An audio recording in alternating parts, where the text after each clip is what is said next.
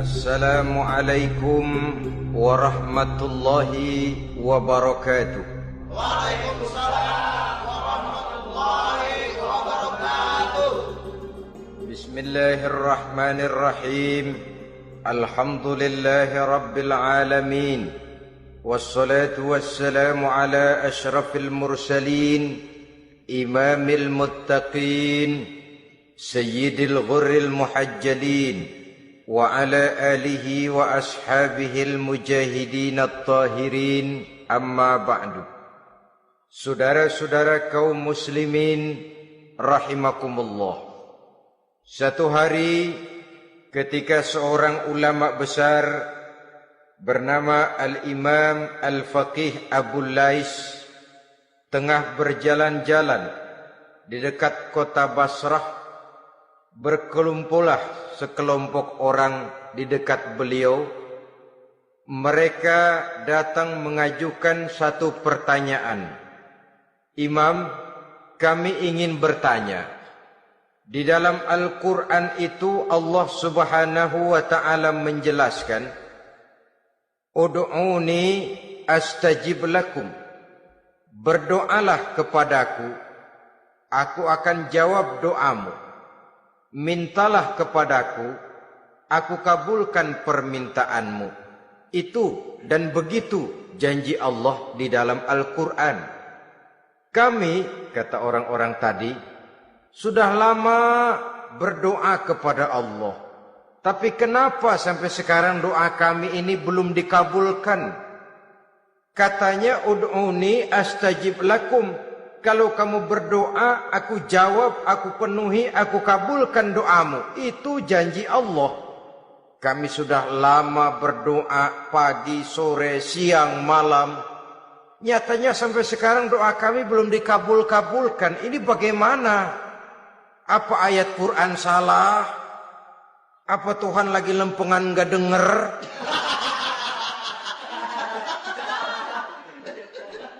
Apa doa kami yang terbalik? Kelihatannya sepele saja ini. Doa tidak didengar oleh Allah. Permohonan tidak dijawab, tidak dikabulkan oleh Allah. Tapi sebenarnya kalau kita mau merenung, kemalangan apa yang paling besar dalam kehidupan ini? Selain daripada kalau permohonan dan doa kita sudah tidak dihiraukan oleh Allah. Artinya hidup sudah tidak diopeni oleh Allah. Jangankan Allah, saudara-saudara, kita nggak diopeni sama mertua saja bingung. Ini mertua diem aja, kalau saya salah apa salahnya, kalau ada yang dikepengenin apa kepengenannya, boyak ngomong kenapa diem begitu.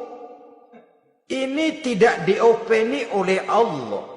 Kemalangan apa yang lebih malang selain daripada kalau doa tidak didengar oleh Allah? Itu sudah kemalangan yang paling malang, lebih malang dari kota Malang saya kira.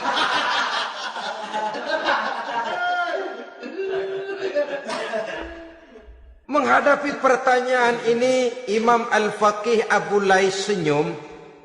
Lalu beliau berkata, tuan-tuan, tahu kenapa doa tuan-tuan tidak dijawab? Permohonan tidak dikabulkan? Allah sudah tidak memperdulikan tuan-tuan ini? Kami tidak tahu, Imam, maka kami bertanya. Begini, hati tuan-tuan itu mati. Dari hati yang mati, channel tidak nyambung kepada Allah. Dari channel yang putus tidak ada getaran strom, bagaimana akan timbul gejala? Hatimu mati, jadi pantas kalau doa tidak dikabulkan, permohonan tidak dipenuhi, doa tidak terjawab, hatimu mati. Saudara-saudara kaum muslimin, dari hati yang mati ini, getaran tidak akan sampai ke hadratullah azza wa jalla. Nah, ini juga satu penyakit yang kita sangat khawatirkan, yaitu apabila hati kita sudah mati selagi jasad masih hidup. Artinya, jadilah kita bangkai berjalan di hadapan Allah Subhanahu wa ta'ala. Sementara kita sangat disibukkan dengan menggali berbagai macam jenis obat penangkal penyakit zahir, dan kita kurang perhatian untuk mencari obat penangkal penyakit batin yang kalau diserang penyakitnya menghancurkan kehidupan abadi di akhirat nanti. Perkembangan ilmu kedokteran nyata benar diikuti dengan perkembangan jenis-jenis penyakit. Makin maju ilmu kedokteran, makin modern penyakit. Ngerti juga rupanya itu penyakit. Dulu kita tidak kenal yang namanya AIDS. Kita tidak tahu yang namanya liver. Kita tidak kenal yang namanya stres. Paling yang banyak cika, masuk angin, dan sebagainya. Tapi baiklah, penyakit-penyakit batin yang menyebabkan hati menjadi mati, dan dari hati yang mati, doa tidak naik, tidak didengarkan oleh Allah Subhanahu wa ta'ala. Nah, kata orang-orang tadi, yang menyebabkan hati kami mati ini apa, Imam? Beliau menjawab, pertama, araftumullaha wa lam tu'tuhu haqqahu. Yang menyebabkan hatimu jadi mati, pertama, kamu kenal benar kepada Allah, tapi haknya untuk disembah, kewajibanmu untuk menyembah, tidak pernah kamu laksanakan.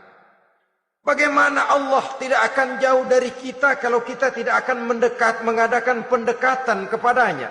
Dan pendekatan kepada Allah hanya bisa kita tempuh melalui jalur kegiatan ritual ibadah. Allah akan terlalu jauh apabila kita hanya membicarakannya lewat filsafat dan renungan yang mendalam. Tapi Allah akan dekat dan terasa hadir dalam hidup apabila kita dekati ia dengan pelaksanaan ibadah kepadanya. Kamu kenal Allah, tapi hakmu untuk menyembah, kewajibanmu untuk menyembah, haknya untuk disembah, tidak pernah kamu laksanakan. Kalau soal Allah kita kenal bukan main. Bahkan tidak hanya kita mengajarkan kenal juga kepada anak-anak kita. Kalau ditanya siapa pencipta matahari, bulan dan bintang? Allah. Siapa pencipta lautan, gunung, hutan belantara dan sungai-sungai? Allah. Siapa pencipta bumi, matahari dan sebagainya? Allah. Sembahyang apa enggak? Bagaimana nanti?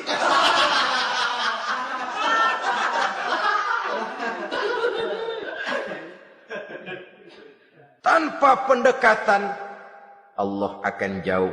Apabila Allah jauh, maka doa tidak akan didengarkan olehnya. Oleh sebab itu, logika mengajarkan kepada kita, berpayahlah dulu, wa man ladzatu illa ba'da ta'ab, innama al-usri yusra. Di balik kesulitan menunggu kemudahan. Nikmat baru akan terasa, kelezatan hidup baru akan terasa setelah kita jerih payah banting tulang peras keringat. Rasanya memang lebih nikmat sepotong singkong hasil cucuran keringat sendiri ketimbang roti dijejelin orang. Ini berarti kita ingin mohon pertolongan kepada Allah, sementara dengan Allah sendiri kita jauh. Sama saja dalam kehidupan kita analoginya, saudara-saudara.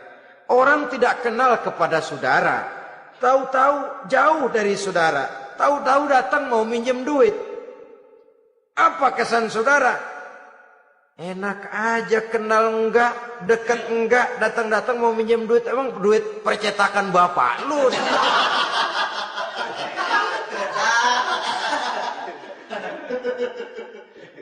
Sedangkan yang kita kenal, sedangkan yang kita bertemu tiap hari, sedangkan yang sering datang ke tempat kita, kalau satu saat dia pinjam duit, toh kita kadang-kadang masih mikir. Apalagi datang nggak pernah, berkunjung nggak pernah, ngobrol nggak pernah.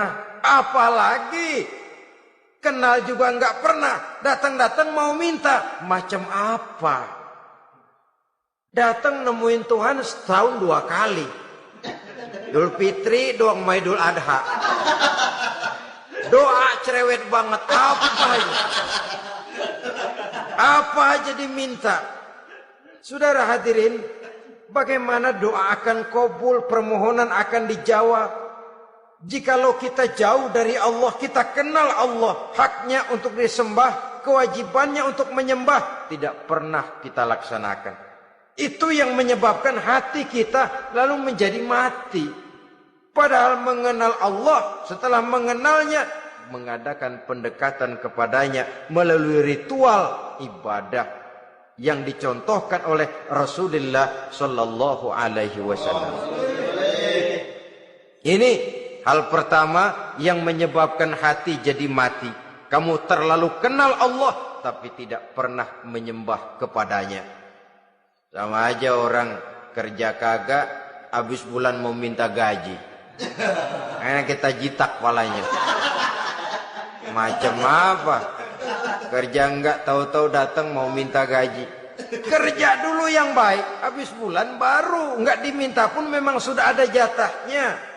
Ibadah dulu kita kepada Allah. Soal Allah memberikan karunia kepada kita, itu hak Allah. Apabila kita dekat dengannya, ibadah yang kita laksanakan benar, karunia itu akan datang kepada kita. Saudara-saudara, yang kedua yang menyebabkan hati jadi mati, qara'tumul Qur'an walam ta'malu bih. Kamu baca Al-Qur'an tapi ajarannya tidak pernah kamu amalkan. Kamu baca Quran tapi isinya kamu injak-injak. Sehingga ada peringatan dari Rasul sallallahu alaihi wasallam. Beliau bersabda, "Iza azzamat ummatid dunya wa fi riwayatin dinaron wa dirhaman nuzi'at minha haibatul Islam. Wa iza turikatil amru bil ma'rufi wan nahyu 'anil munkari hurimat 'alaihim barakatul wahyi wa iza tasabat ummati saqatat min 'ainillah." 3 peringatan keras tapi yang merupakan gejala penyakit kita umat Islam diperingatkan oleh Nabi kita. Pertama, iza azzamat ummatid dunya.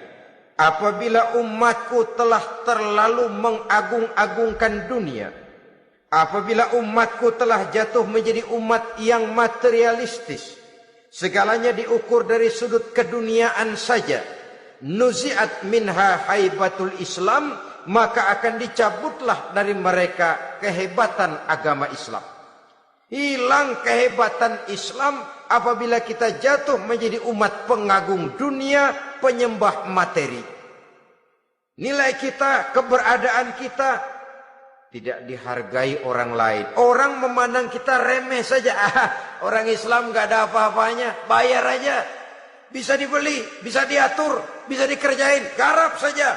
Nuzi'at minha haibatul Islam, hilang dari mereka kehebatan Islam ini. Kenapa? Mereka telah mengagungkan dunia dan menjadikannya sebagai tujuan. Padahal dunia cuma alat, materi cuma alat, harta cuma alat. Yang kedua, wa iza turikatil amru bil ma'rufi wan nahyu 'anil munkari hurimat 'alaihim barakatul wahyi. Apabila telah ditinggalkan amar ma'ruf dan nahi munkar, maka hilanglah keberkahan wahyu. Ini yang ada hubungannya dengan masalah kita. Kita baca Quran, kita tidak amalkan isinya. Bagaimana hati tidak jadi mati? Amar ma'ruf dan nahi munkar ditinggalkan orang, hilang keberkahan wahyu. Pada saat itu boleh jadi Quran ada, tapi cuma tinggal tulisan saja. Islam ada, cuma tinggal sekedar nama saja. Diseminarkan, disimposiumkan, dimuktamarkan, tapi tidak dijabarkan dalam kehidupan sehari-hari. Apabila amar ma'ruf dan nahi munkar telah ditinggalkan orang, hilang keberkahan Quran. Akibatnya apa? Apabila amar ma'ruf tidak lagi digalakkan orang, nahi munkar tidak dilaksanakan orang, lalu orang menilai sesuatu menurut seleranya sendiri. Mana yang ma'ruf, mana yang munkar, tidak ada lagi patokan utama.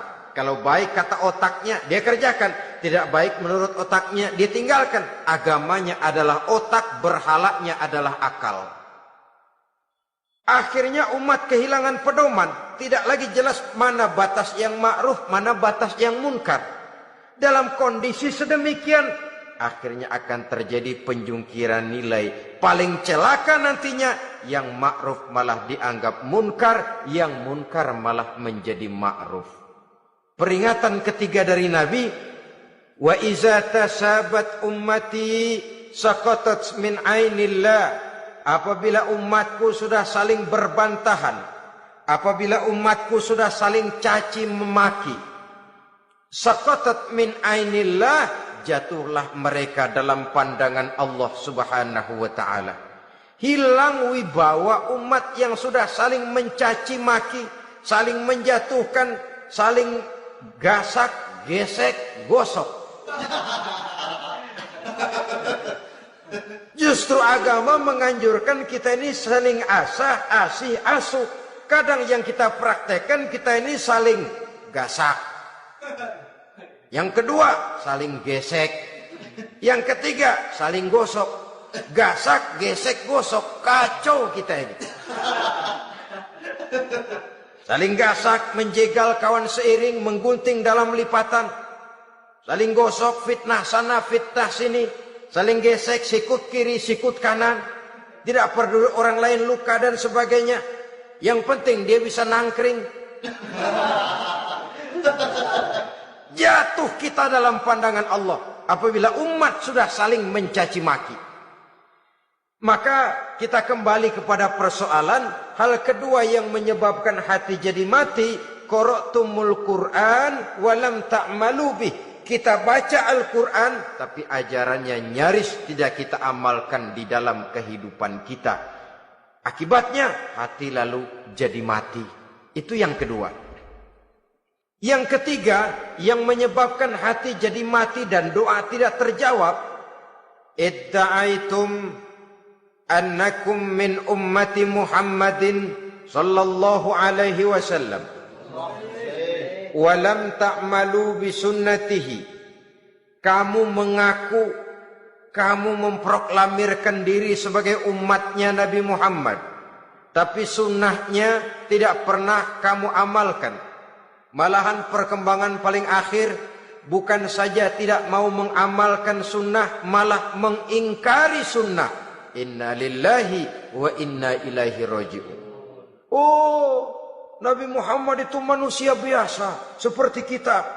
Sebagai manusia dia bisa salah. Dan ternyata hadis banyak yang palsu. Yang otentik cuma Quran.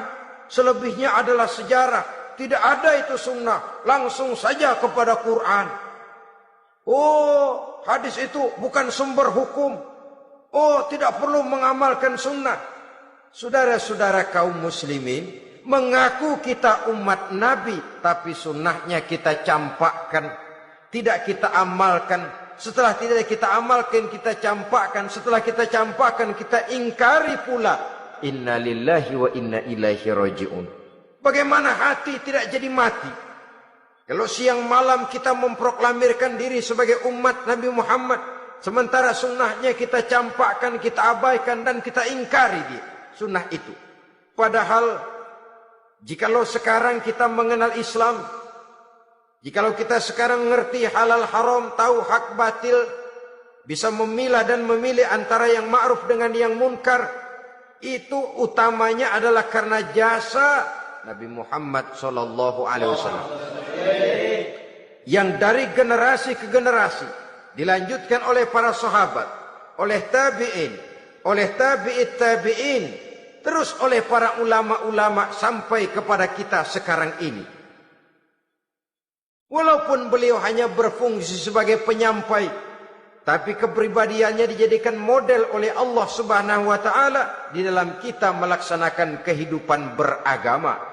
Bahwa beliau manusia seperti kita, memang dalam arti unsur biologisnya ya manusia, punya darah, punya daging, punya hati, punya perasaan, bisa sedih, bisa gembira. Tetapi beliau itu termasuk basyarun la kal basyar, manusia yang tidak seperti manusia pada umumnya, punya spesifik. Dan itu wajar sebagai seorang Rasul pilihan Allah, apalagi merupakan Rasul pilihan dari sekian puluh pilihan. Bahwa jamrud itu batu memang, tapi nilainya kan berbeda dengan batu kolar. Satu truk batu kolar dengan barangkali segenggam batu jamrud, nilainya tentu jauh lebih mahal batu jamrud. Kalau soal batunya, sama batunya, tapi nilainya berbeda karena esensinya berbeda.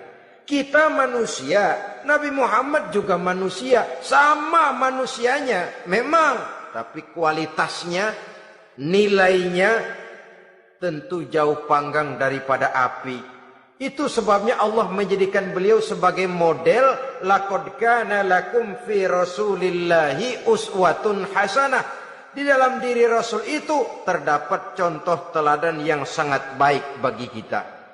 Oleh karenanya, pada pertemuan kali ini, apabila kita konsekuen mengaku umat Nabi Muhammad, marilah konsekuen juga menegakkan sunnahnya. Yang keempat, yang menyebabkan hati jadi mati dan doa tidak terjawab, akaltum ni'mata rabbikum walam tashkurulah. Tiap hari kamu makan nikmat Tuhanmu, tapi kamu tidak pernah mau bersyukur kepadanya, kepada Allah Subhanahu wa ta'ala. Nikmat Tuhan kita doyan banget, tidak pernah sehari dan sesaat pun terlepas diri dan hidup ini dari nikmat-nikmat yang diberikan Allah. Sejak kita bangun tidur sampai tidur kembali, bahkan tidur itu sendiri, di pasar, di sawah, di kantor, dimanapun kita berada, nggak pernah nikmat Allah berhenti. Hidup kita dalam alam diberikan segala fasilitas untuk menunjang kehidupan. Nggak pernah Allah pasang pajak matahari, nggak pernah Allah pasang pajak gas udara.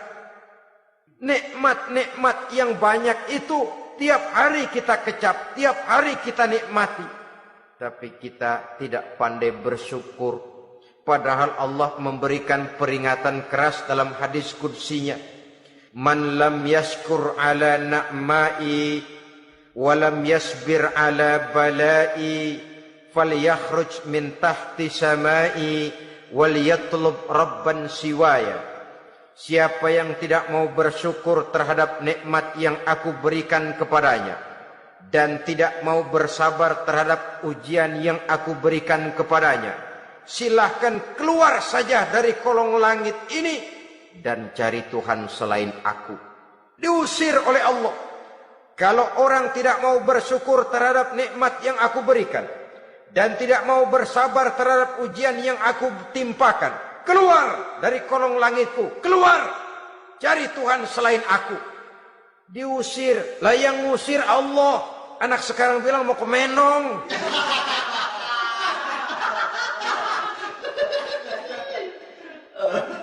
Kalau diusir kita dari Jakarta, masih bisa pindah ke Bandung. Diusir kita dari Bandung, bisa pindah ke Jogja, Solo.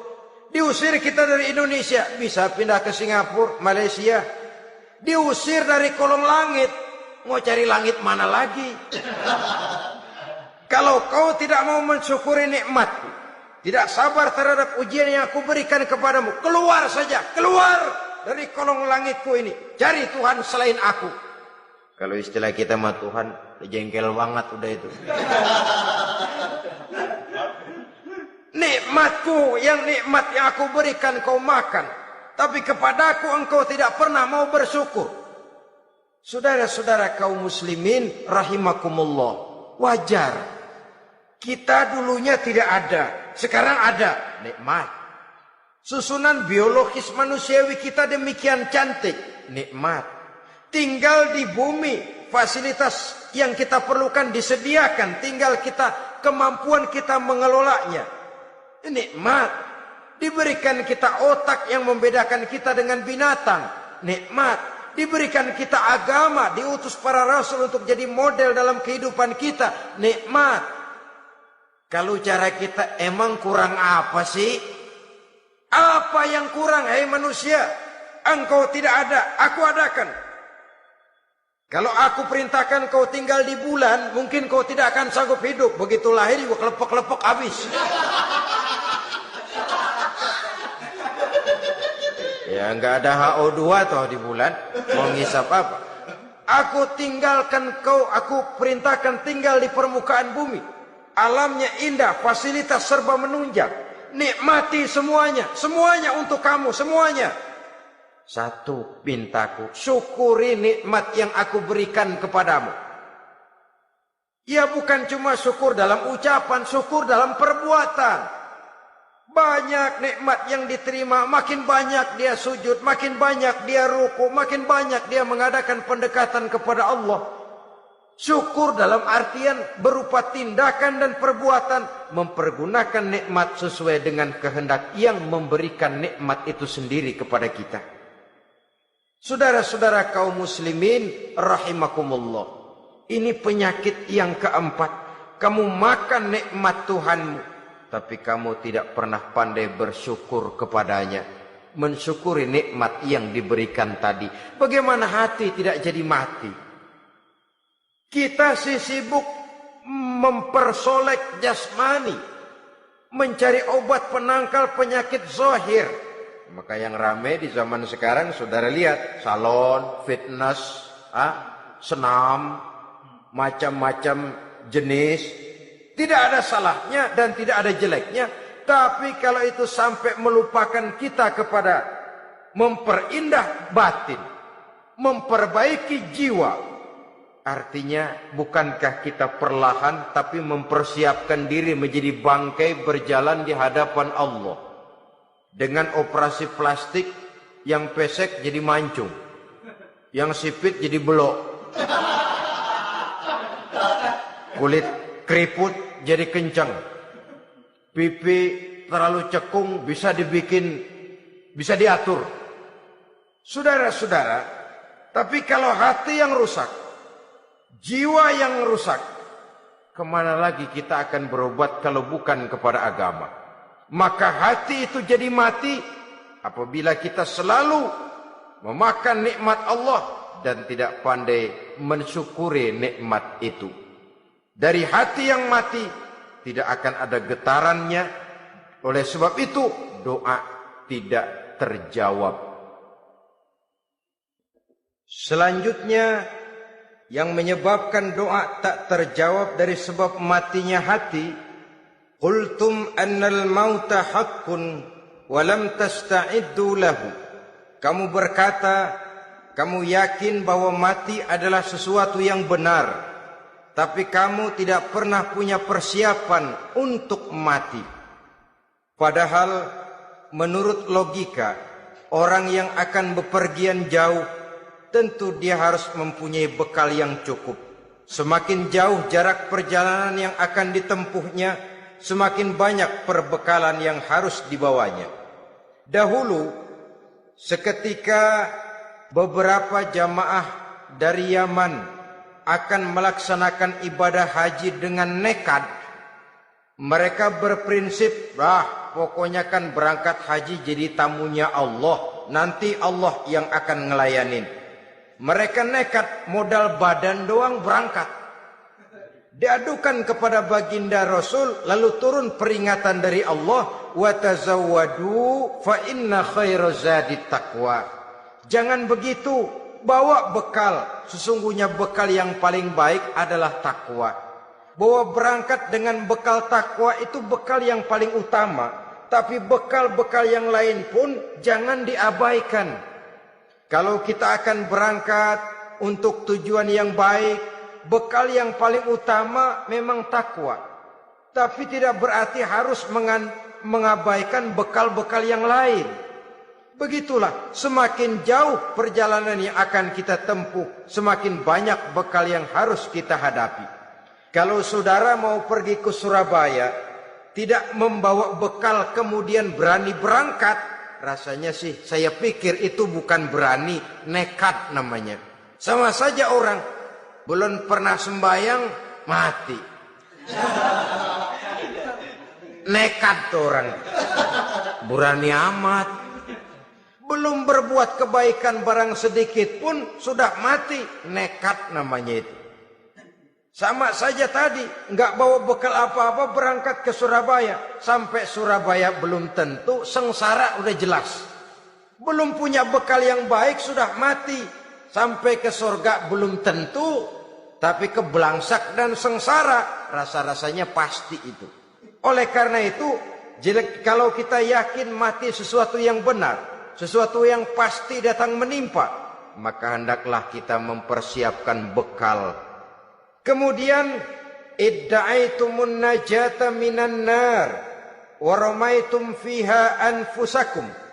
Kamu memproklamirkan diri ingin selamat dari neraka, tapi kamu lemparkan dirimu ke dalam neraka. Bagaimanapun bajingannya bajingan, kalau ditanya ente mau masuk neraka enggak? Jawabannya pasti enggak. Itu pasti perbuatannya sendiri yang melemparkan dirinya ke dalam neraka. Membiarkan dirinya berlarut-larut, bertimbun-timbun dalam dosa dan kesalahan. Dan tidak akan ada niatan untuk memperbaiki diri. Hanyut di meja judi, habis ditelan minuman keras, fitnah sana, fitnah sini, hasud sana, hasud sini. Padahal mulutnya ingin selamat dari neraka, perbuatannya malah melemparkan dirinya ke dalam api neraka. Tidak ada orang yang lebih sayang kepada diri kita selain kita sendiri. Dan menyayangi diri itu tidak cuma dengan memandikannya sehari 3 kali, memakaikannya parfum dengan segala macam merek, memakai sabun yang wangi-wangi, minyak yang harum-harum. Lebih daripada itu, jaga dan sayangi diri. Jangan jatuhkan dia ke dalam perbuatan-perbuatan yang bisa menjerumuskan diri itu ke dalam neraka. Kemudian disambung oleh Imam Al-Faqih Abu Lais yang menyebabkan doa tidak terjawab karena hati mati. Idda'aitum dukhulal jannah walam ta'malu laha. Kamu ingin masuk surga, tapi kamu berat mengamalkan perbuatan yang bisa menyampaikan kamu ke surga. Semua kita kalau ditanya, mau masuk surga? Mau. Tapi jarang yang berlomba melakukan perbuatan-perbuatan yang bisa menyampaikan kita ke surga. Kemudian yang terakhir kata Imam Al-Faqih Abu Lais, dafantum mautakum walam ta'tabiru laha. Kamu menguburkan orang yang mati di antara kamu, tapi kamu tidak bisa mengambil iktibar, tidak bisa mengambil pelajaran dari mayit yang jenazah yang kau kuburkan itu. Mestinya kan nguburin orang tuh membuat sadar. Iya, kalau sekarang dia saya baringkan di liang lahat, menghadap ke arah kiblat, bantalnya tanah, setelah itu ditutup dengan papan, lalu ditimbun dengan tanah. Iya, sekarang giliran dia, giliran saya, entah besok, lusa, bulan depan, tahun depan, tapi pasti mengubur mayat, mengubur jenazah, tapi tidak bisa mengambil iktibar dari yang dilaksanakannya itu. Ini merupakan penyakit-penyakit batin yang merupakan handicap, yang menimbulkan jarak antara kita dengan Allah Subhanahu wa ta'ala. Pantas kalau itu semua ada pada diri kita, hati jadi mati. Dari hati yang mati, doa tidak akan tembus. Kita tidak lagi akan diperdulikan oleh Allah Subhanahu wa ta'ala. Dan itu sekali lagi kemalangan yang terbesar dalam kehidupan kita. Bagaimana jalan keluarnya? Pertama, memperbaiki batin kita, menyelamatkan diri daripada penyakit-penyakit yang bisa mematikan hati seperti yang sudah saya sebutkan tadi. Yang kedua, berdoa dengan adab. Sehingga tata cara di dalam kita bermohon kepada Allah Subhanahu wa taala dibicarakan secara khusus oleh Al-Imamul Ghazali dalam kitab Ihya beliau yang disebut adabud doa. Adab di dalam kita melaksanakan doa kepada Allah Subhanahu wa taala. Setelah batin ini bersih dari penyakit-penyakit hati yang bisa menyebabkan hati jadi mati, berdoalah kita kepada Allah. Bagaimana adabnya? Kata Imamul Ghazali rahimahullah, yang pertama hendaklah ia di dalam berdoa itu memilih waktu yang mulia. Minal awqatis syarifah, kata beliau. Memilih waktu-waktu yang punya nilai mulia. Ramadan dalam 1 tahun, Jumat dalam tiap minggu, sepertiga malam yang akhir pada setiap hari. Waktu-waktu yang punya nilai mulia.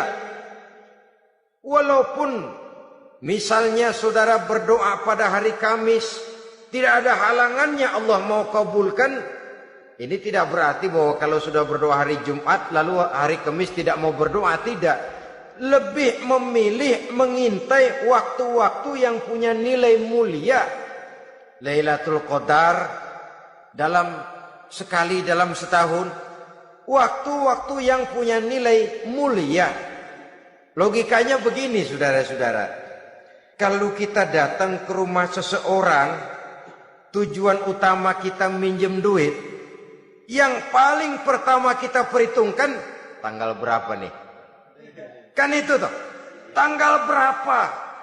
Kalau tanggal 20 atuh minjem duit. Orang lagi ngap-ngapan. Boro-boro dia bisa minjemin, dia sendiri mungkin lagi pusing.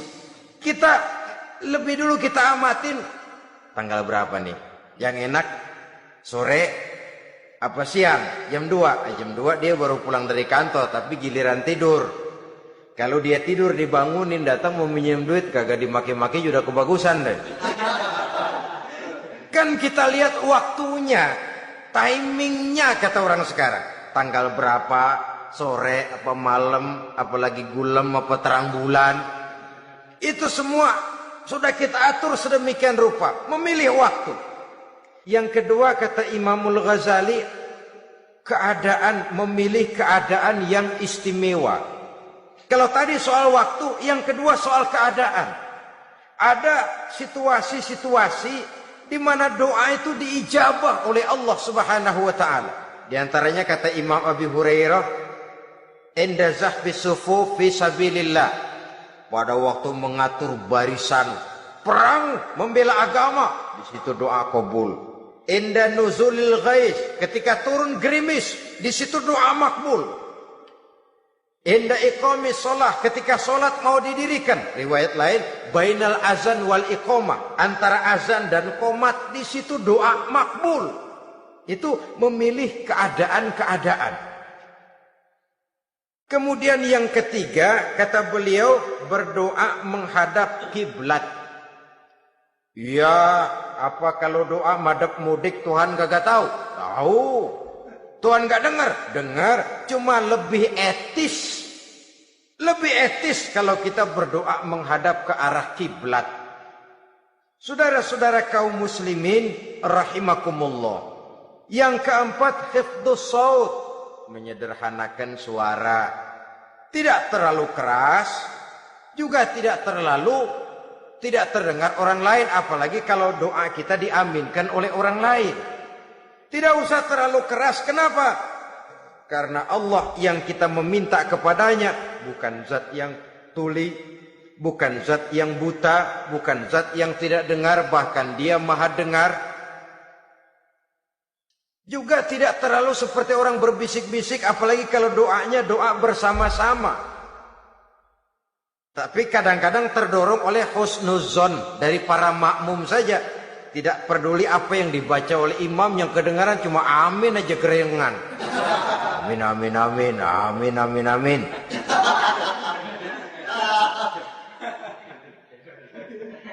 Juga tidak terlalu keras. Seperti orang berdoa, seperti orang pidato. Saudara-saudara kaum muslimin rahimakumullah. Yang kelima, alla yatakallafa saja' fid du'a. Dalam berdoa, kalau istilah kita, jangan nyelongcong. Saja' suja' ini menunjukkan sikap berani kepada Allah. Misalnya ada orang berdoa, ya Allah ampunilah saya kalau engkau mau. Kalau Allah mau. Kasihanilah saya ya Allah kalau engkau mau. Itu doa orang songong. Atau sama saja, ya Allah berilah saya rezeki dikit aja. Emang kenapa pakai begitu? Allah yatakallafa saja' fid du'a. Yang keenam kata Imamul Ghazali, at-tadarru' wal khusyu'. Dengan tadarru' dan khusyuk, dengan sikap tawadu, benar-benar ya seperti kitalah kalau datang memang menghajatkan pertolongan dari seseorang, segala action kita atur supaya hajat kita itu kabul, kan begitu. Kadang-kadang istilah orang kalau perlu ngesor mah ngesor dah, yang penting permintaan dikabulkan, gitu saja. Kita lihat sekarang ini, ramai orang bicara soal film-film Parno. Kelihatannya pendatang-pendatang baru, pokoknya asal bisa main dah, bugil ya bugil dah. Yang penting nyohor, bisa tampil. Walaupun dalinya semua sama, mula-mula cuma iseng. Adegan panas bagaimana? Kalau tuntutan skenario apa boleh buat? Apa boleh buat? Emang nggak bisa milih. Setelah film beredar baru saya juga jijik ngelihat, ya tadi kemana waktu bikin? Udah jadi baru jijik, bikinnya merem memang itu.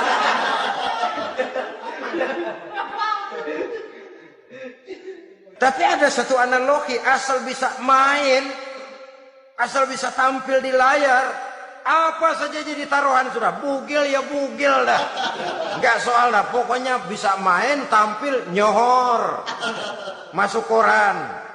Udah seperti kata-kata orang Arab, bul ala zamzam fatu'raf. Kalau pengen terkenal kencingin sumur Zamzam. Artinya apa? Bikin yang aneh-aneh, yang orang nggak kerjain, ntar ngetop. Yang ngetop lempengan jeleknya. Sumur Zamzam dikencingin, kan nyohor itu.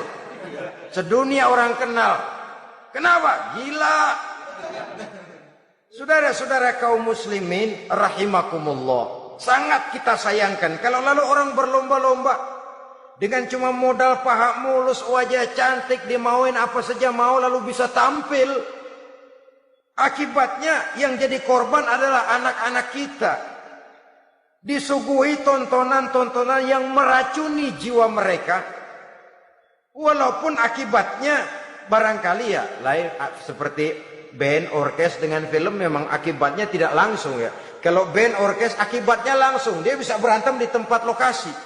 Film orang nonton tahu dia di tempat itu, bukan di tempat itu dia praktek, pulang jadi pikiran dia. Tadi serem ya. Ntar kalau ada kesempatan kita praktek. Ntar ngancemnya itu yang gak enak.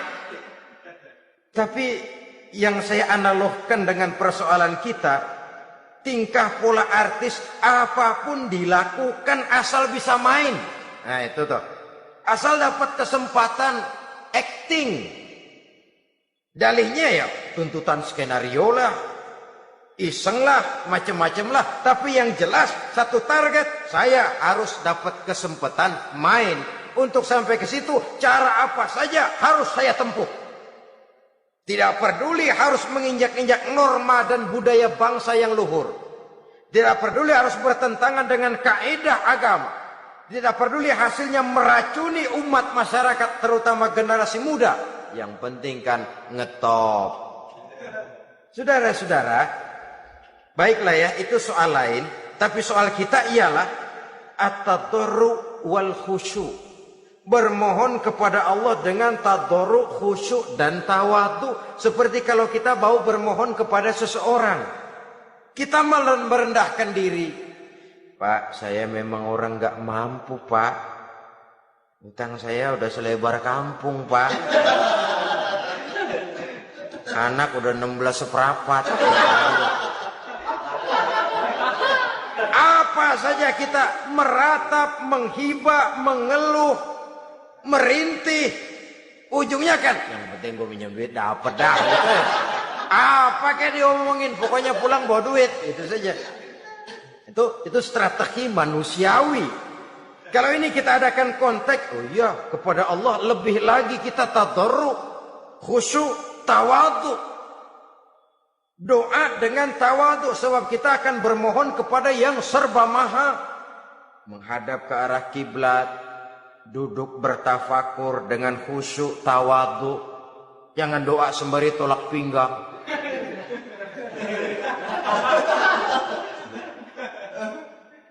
Yang ketujuh kata Imamul Ghazali, ayyujzimad du'a wa yuqina bil ijabah.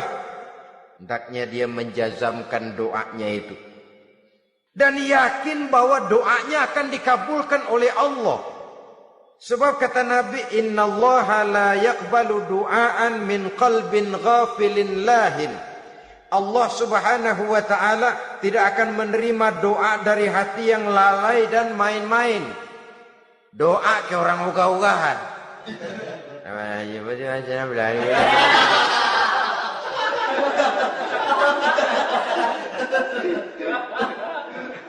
Kali malaikat nyongok dong, lu minta apa lu?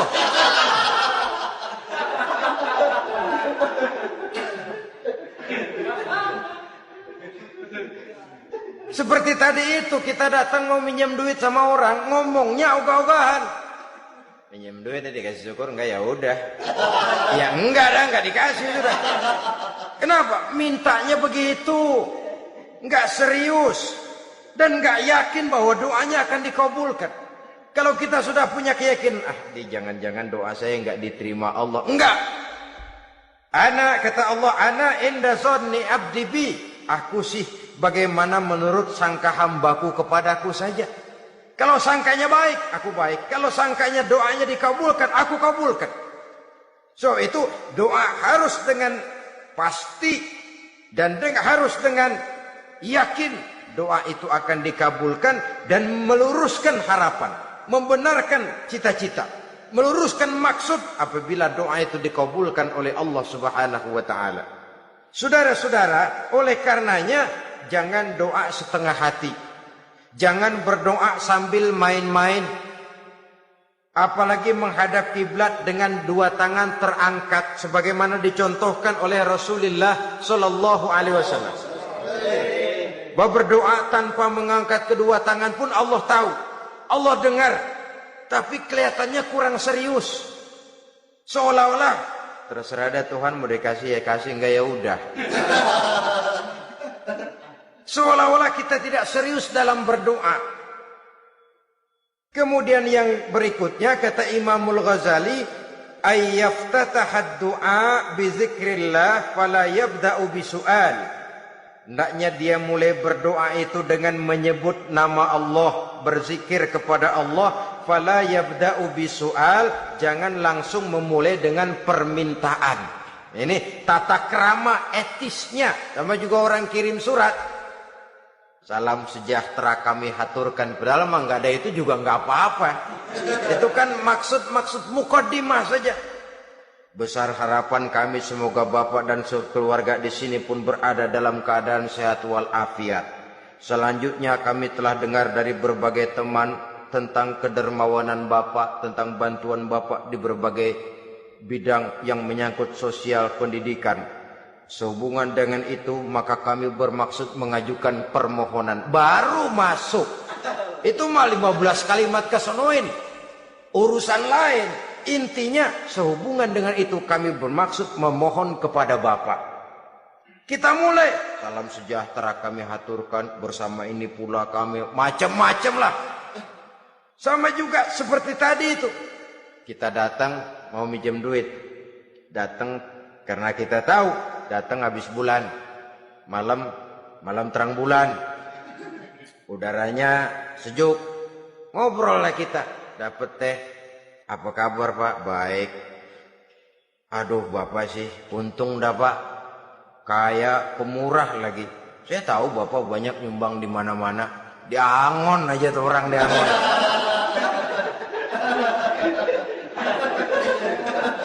Kira-kira udah mau telap aja baru dikedat.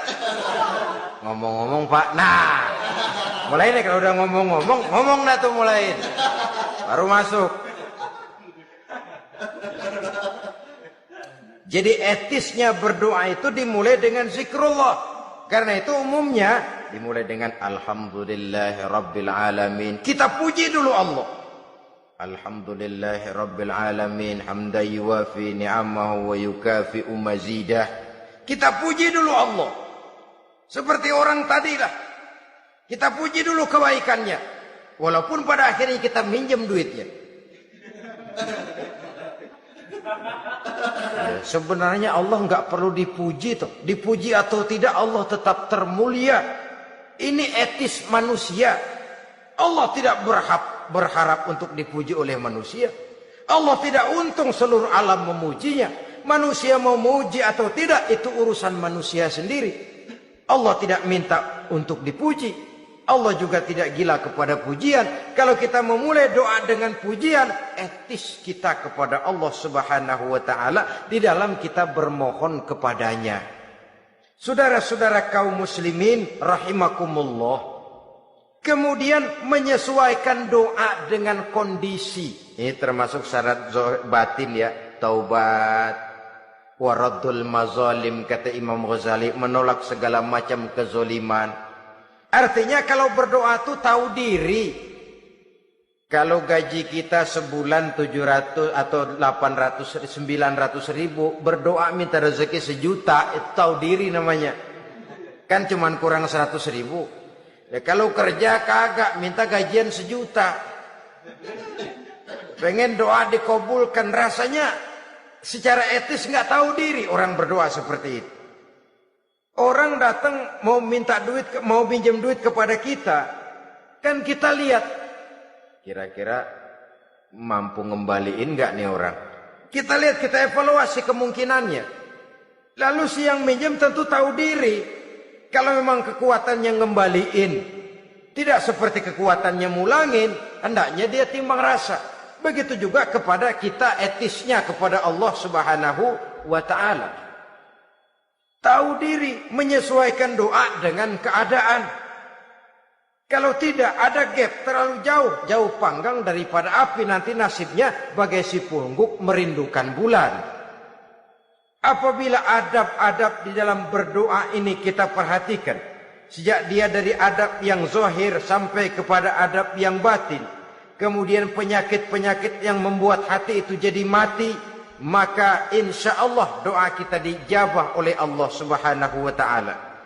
Dalam Al-Baqarah ayat 186 Allah Subhanahu wa taala menjelaskan, wa iza sa'alaka ibadi anni fa inni qarib ujibu da'watad da'i iza da'ani falyastajibu li wal yu'minu bi la'allahum yarshudun. Apabila hambaku bertanya kepadamu Muhammad tentang aku, kata Allah, fa inni qarib, katakan kepadanya aku dekat sekali dengan mereka. Ujibu da'watad da'i iza da'ani, aku akan jawab, aku kabulkan permohonan orang-orang yang berdoa kepadaku. Falyastajibu li wal yu'minu bi, maka hendaknya mereka juga menjawab panggilanku atas dasar iman kepadaku. La'allahum yarshudun, semoga dengan ini mereka kelak mendapat petunjuk. Saudara-saudara, Al-Baqarah 186 ini dengan nyata menjelaskan kepada kita, Allah akan menjawab doa, mengabulkan permohonan apabila kita falyastajibuli wal yu'minu bi, juga menjawab panggilan Allah atas dasar beriman kepadanya. Logikanya tadi itu, araftumullaha wa lam tu'tuhu haqqahu. Kita tidak pernah mau menjawab panggilan Allah sementara kita berharap doa kita dijawab oleh Allah. Apa enggak pincang? Apa enggak berat sebelah? Panggilan Allah kita berat memenuhinya. Sementara kita sangat berharap agar permohonan kita, seruan kita dikabulkan oleh Allah. Menjawab panggilan Allah atas dasar beriman kepadanya. Kenapa? Ada orang menjawab panggilan bukan berdasarkan iman, tapi karena target lain. Datang sembahyang Jumat paling dulu, target utamanya pulang juga paling dulu nyabet sendal, nyabet sepatu. Menjawabnya iya, tapi tidak karena iman. Jadi apabila kita rajin menjawab panggilan Allah atas dasar beriman kepadanya, maka seruan, permohonan, doa niscaya dikabulkan olehnya. Ini saja, mudah-mudahan ada manfaatnya. Terima kasih atas segala perhatian. Mohon maaf atas segala kekurangan. Usikum wa nafsi bitaqwallah. Wassalamualaikum warahmatullahi wabarakatuh.